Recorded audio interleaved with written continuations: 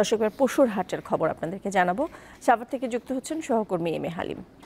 হালিম, পশুর দাম কেমন এবং বাজারে পশুর যোগান কেমন? গতকাল বৃষ্টি কি আসলে কোনো ভোগান্তি তৈরি করেছে কিনা, সার্বিক বিষয় জানাবেন।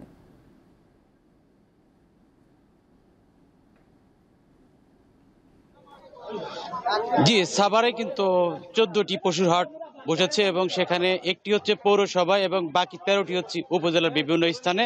তো নাদিরা, আমি কিন্তু এখন রয়েছি সাভার পৌরসভার একটি পশুর হাটে এবং পশুর হাটে আপনারা দেখতে পাচ্ছেন যে এখানে কিন্তু আজকে পর্যাপ্ত পশু রয়েছে এবং সেই পশু থাকলেও কিন্তু আজকে এখন পর্যন্ত আমরা সেরকম ক্রেতা দেখিনি এবং সেটি আজকে শুক্রবার সরকারি ছুটির দিন এবং আজকে থেকে মূলত এই পশুগুলো ক্রয় করবেন যারা ক্রেতা তারা। এবং আর দুদিন মাত্র ঈদ রয়েছে, সেই ঈদের জন্য কিন্তু অনেকেই এর আগে পশু ক্রয় করেনি, কারণ আপনি জানেন যে এই শহরে কিন্তু যারা যে বাসা বাড়িতে যারা থাকে সেখানে কিন্তু এই পশুগুলো রাখা একটা মুশকিল, সেই জন্য অনেকেই আগে ভাগে পশু ক্রয় করেনি। তো এই হাটটিতে আমরা দেখতে পেয়েছি এখানে পর্যাপ্ত নিরাপত্তা ব্যবস্থা রয়েছে এবং সেই সাথে এখানে যেটি আইন শৃঙ্খলা বাহিনীর সদস্যরা রয়েছে এবং এখানে ব্লক সিস্টেম আকারে দিয়েছে এ থেকে ই পর্যন্ত, যাতে এখানে ক্রেতা এবং বিক্রেতা যেটিকে কন্ট্রোল রুম রয়েছে সেখানে গেলে জিজ্ঞেস করলে যাতে তারা বলতে পারে।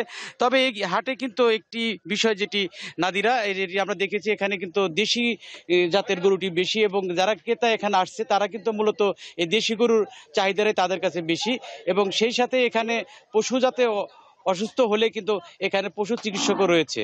তো নাদিরা, এই ছিল আমার কাছ থেকে সাভারের এই কুরবানির পশুর হাটের সর্বশেষ। হালিম, ধন্যবাদ আপনাকে।